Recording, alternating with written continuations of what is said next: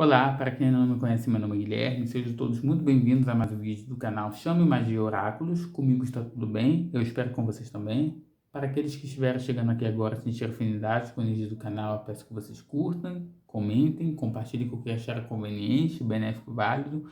Não se esqueça de dar uma olhadinha na descrição do vídeo, tem informações importantes lá, bem como o meu contato direto com a Rede Vizinha para agendamento de leituras particulares. Então, além do trabalho aqui, que talvez vocês conheçam, que seria de cartomancia voltada à tiragem coletiva, também faço tiragem particular na sua energia, tá? Volto a repetir, na descrição do vídeo tem a informação lá do meu contato. Eu vou pedir para que vocês desconsiderem qualquer tipo de barulho externo, tá? Seja das gatinhas que aqui ficam comigo, seja também de vizinhos, tá? Nos blocos, às vezes, ao lado, pode ter algum tipo de barulho que possa atrapalhar, possa ser captado, infelizmente, melhor pelo celular. E eu vou pedir também que vocês considerem, né? Se vocês têm vontade, tá? Se vocês têm vontade de fazer uma doação para o pessoal lá do Rio Grande do Sul, que está sofrendo com as tragédias em relação às chuvas, aqui na descrição do vídeo tem o contato, tá? Que na verdade é o site, para que você possa fazer uma doação segura. Somente aqueles que sentirem vontade, e principalmente que não sabem, tá? Nesse meio todo aí, que pessoas muitas vezes podem vir a se aproveitar, não sabem alguma forma segura, direta, de realmente ajudar essas pessoas que estão sofrendo com essa calamidade toda. Então, sem mais enrolação, trouxe hoje, tá? O vídeo que falamos sobre o Lenormand, a carta de número 11, carta do chicote. Não sei se vocês ouviram que eu estava esfregando a mão, eu já dei essa dica anteriormente, tá? Dica que o meu companheiro, inclusive, me ensinou, para poder fazer uma espécie de ação adstringente, né? Na mão, para que não venha danificar, comprometer a qualidade do deck, né, gente? Então, eu gosto de passar talco, eu passo nas mãos. Não sei se vocês vão conseguir ver. Eu esfrego bem, para ficar uma camada bem fina, não manchar a mesa também, enfim. Não manchar a toalha. Bom, tudo isso faz parte aí de quem já está iniciando, né? E não conhece essa dica. Então eu falo, mas é para poder dar as dicas para quem ainda está iniciando. Geralmente eu acredito que ninguém, ou quase ninguém, né, que já domine a cartomancia, vai ter muita vontade de ficar assistindo, apesar de eu julgar que sempre agrega. Não é porque você tem anos de cartomancia que não vai agregar você ver um conhecimento de outra pessoa, né? Porque alguma coisa você pode agregar. Óbvio, não sendo necessariamente obrigatório que aquilo ali sirva para você. Enfim, né? A gente tem aqui a carta número 11, chicote, como eu já falei. Temos dois decks que tem, né, uma simbologia comum, apesar de que esse também vem como uma espécie de vassourinha, tá? Ou vocês podem considerar também como chicote, não sei como vocês consideram. Eu vejo isso aqui como se fosse uma espécie de vassourinha, que vai caber bem no contexto que eu vou apresentar aqui para vocês, tá? Aqui tem um deck também que, na verdade, vem com mais ou menos a mesma simbologia, né? E também um deck temático, é o deck de Afrodite e Lenormand. Geralmente, a carta do chicote, ela dá uma ideia de controle, dominação, domínio de maneira geral, né? Fala sobre algo que pune, algo que machuca. Pode ser um autoflagelo, flagelo ao próximo, punição. Mas também essa carta pode falar sobre a questão... Bom, eu sou muito sincero para vocês, eu não costumo considerar, tá? Como uma espécie de purificação. Para alguns, né, inclusive historicamente, na época que o chicote, né, ele foi incluso no baralho cigano, no Lenormand, na verdade, havia aquela imagem, aquela ideia, principalmente dos católicos, que o autoflagelo levava à purificação dos seus pecados. Então, por isso que muitas vezes também vem considerado esse deck, né, essa lâmina vem junto uma vassourinha. Às vezes vem até a vassoura mesmo, com cabo e tudo, que pode ser considerado como sendo aquele aspecto de purificação, tá? Mas num todo, o chicote vem, para mim, nessas considerações que eu passei para vocês anteriormente, tá? Como uma espécie de punição, controle. Dependendo da carta que acompanhar, pode vir com uma condição de fantasia sexual, Pode vir num aspecto também de abuso, né? Sexual. Aquele domínio forçado, por assim dizer. Então, de maneira geral, a imagem do chicote, para mim, ela vem com uma ideia muito simplista, por assim dizer, tá? Não tem muito assim para onde fugir. Dependendo da carta que tiver acompanhada, também vem numa possibilidade de magia ou rebate, né? Corte de magia, algo que é rebatido pela espiritualidade. Então vamos dar aqui um exemplo.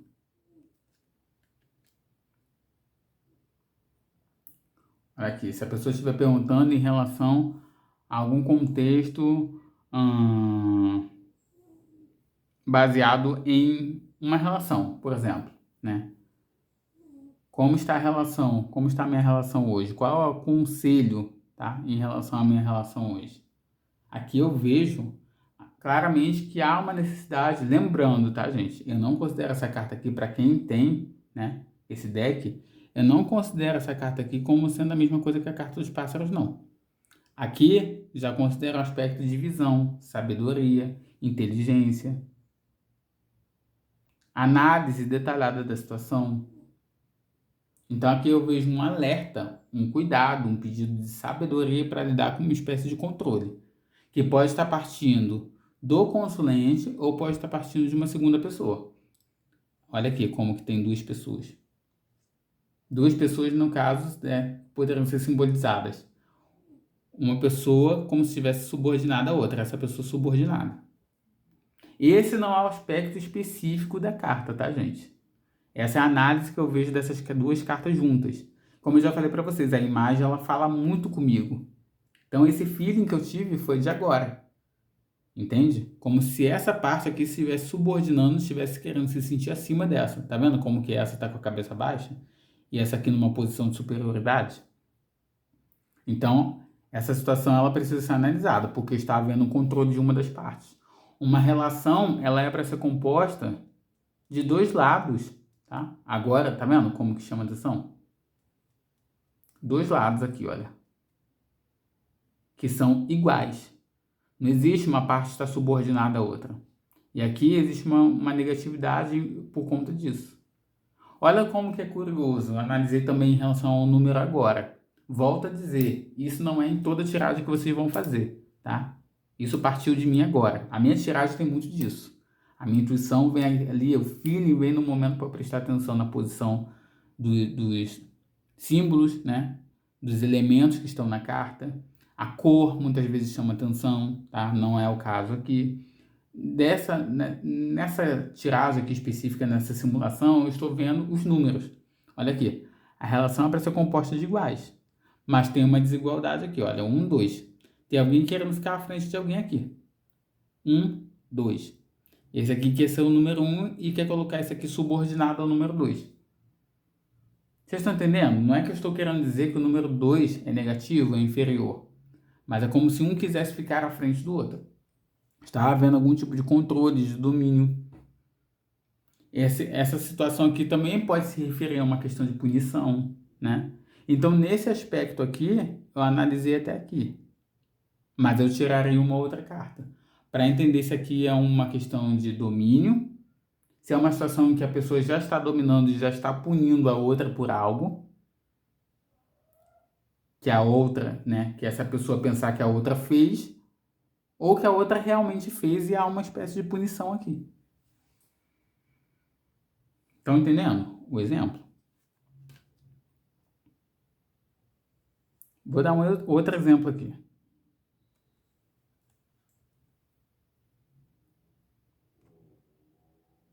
A carta do chicote com a carta dos pássaros. Está havendo, né, traição? Eu analisaria que existe a possibilidade que sim, tá? Existe um desejo, existe uma condição aqui. Uma vez, inclusive, eu até tirei essas cartas, só que eu acho que estava acompanhado de uma terceira. E eu via um desejo do cônjuge da consulente de experimentar novidades. Experienciar coisas novas a dois. Então eu vejo que aqui existe a possibilidade de que existe sim uma tiragem. Existe sim uma possibilidade de que haja traição. É claro, tudo depende da forma como você vai analisar, né? Dependendo. Se tivesse assim, eu analisaria o oposto. Essa relação é uma relação saudável. Olha como que um olha para o outro. Um olhando para o outro de uma maneira, né? Como iguais, de uma maneira apaixonada. Então a pessoa pode tirar de contexto de perspectiva, pode tirar da cabeça dela aquilo que está afligindo. O Chicote também fala sobre a aflição, né? Tem algo machucando a mente dela, tem algo afligindo o coração dela porque ela está com uma perspectiva errônea.